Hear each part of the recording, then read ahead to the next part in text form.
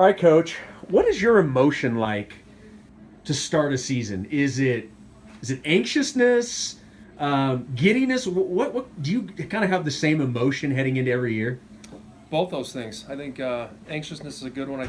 It was probably a week ago that I told my wife I'm starting to get those butterflies. That you get. See, the season's different. From uh, February when we start mid-February until the end of June.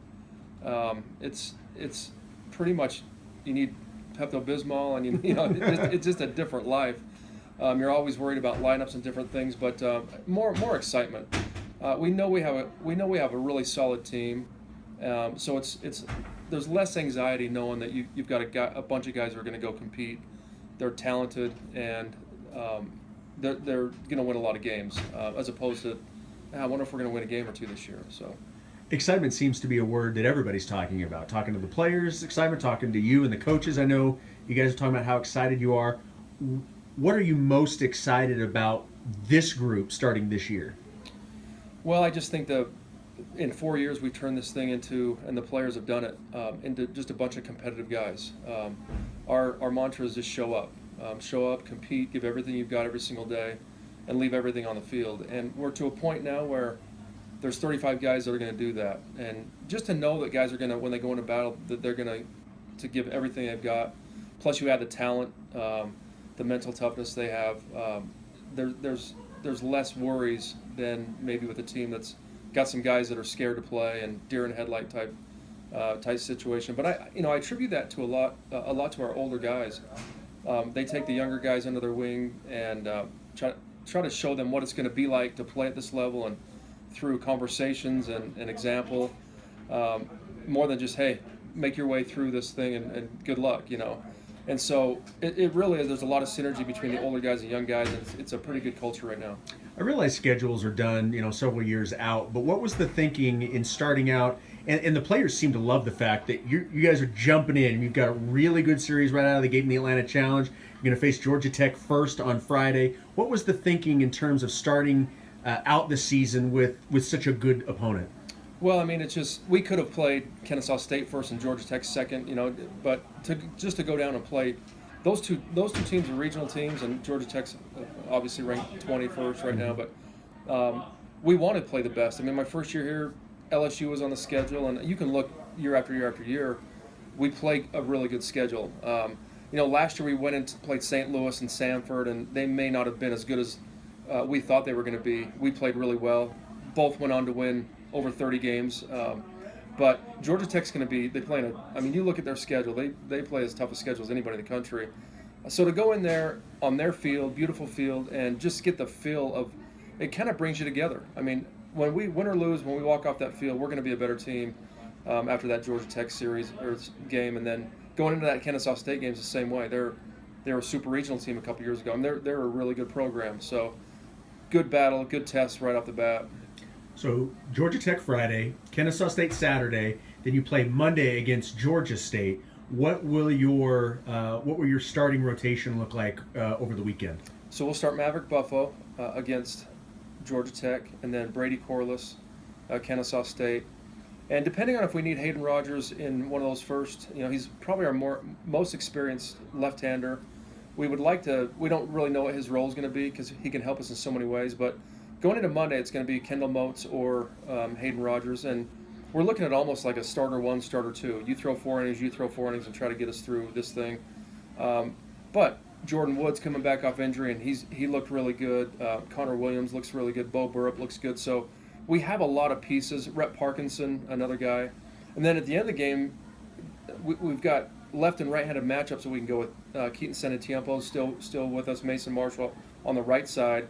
Riley Gates looks unhittable right now. He's throwing a lot of strikes. His changeup's devastating.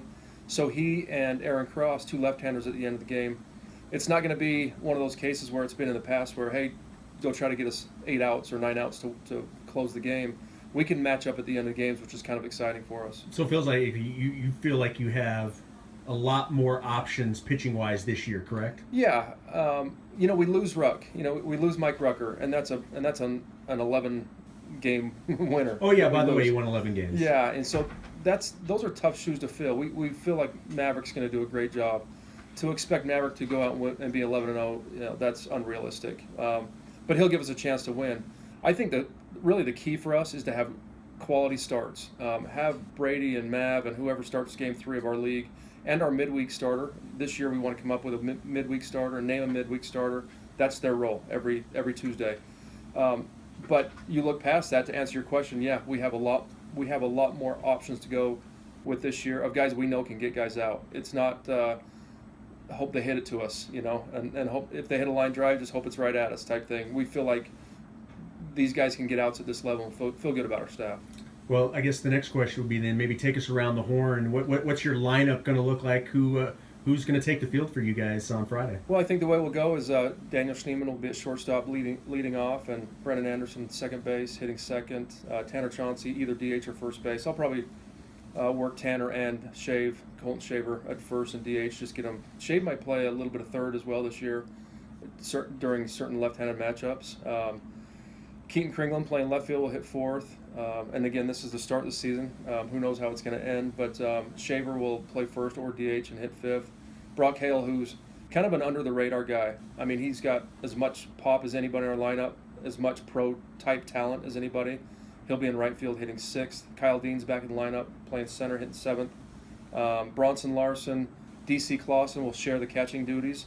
Bronson will start that first game. And then at third base, it's going to be Nate Favero, Brian Sue. Noah Hill's been playing great. So at third base, probably the one thing I'm doing a lot of this on right now and trying to figure out who's the guy there. We might platoon at that spot with left-right matchups, but I'm leaning towards Nate Favero at this point. You certainly lose some important players from last year's team, but when we had Keaton Kringland on BYU Sports Nation earlier this morning, we were talking about the fact, you lose some important people, but the amount of people coming back is pretty impressive. And, you look up and down the lineup, opposing pitchers are not getting any at-bat off. There's no question about it. Yeah, I think that's one of the hallmarks of our season last year and our program now as we're going forward. We really have, and I like to call it 9 tough outs. We have good, talented guys, but they have an understanding of what they want to do and how they want to put at-bats together. In other words, it's just not, hey, let me go swing at the first good pitch I see, even if it's a pitch that I don't really like that much. So picking out our pitch and situational hitting is big for us. But we have guys off the bench who are going to get the job done too, whether Brian Sue comes off the bench or McKay Jacobson comes off the bench right now. And we have a couple guys, Casey Jacobson and Pete Nielsen, that are really good players, so that on this team they have to play at a really high level to get in. So not only those first starting 9, but there's 3 or 4 more guys that we can put in and feel comfortable.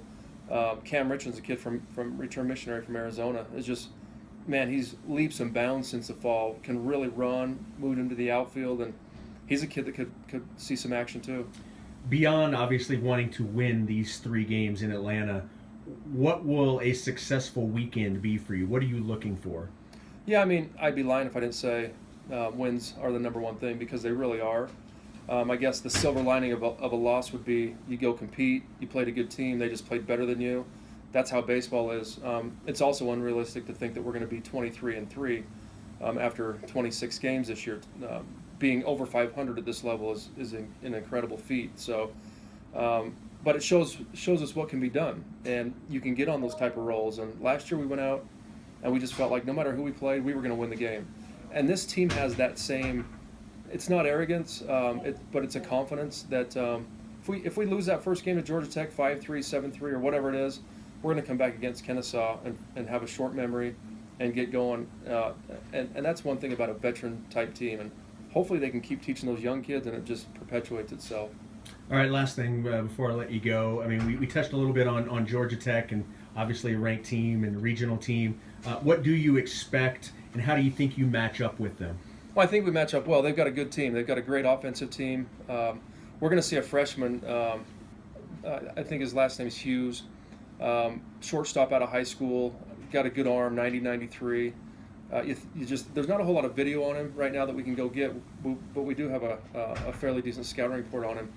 And you just think of a shortstop, he's probably got a really quick arm, going to have a good slider, but he's their number one starter, so he's gonna be a good guy. But he is a freshman, so I think with our veteran ball club, if we stay in the zone, don't chase a whole lot of stuff out of the zone and make him work and get to their pen, that's going to be key for us.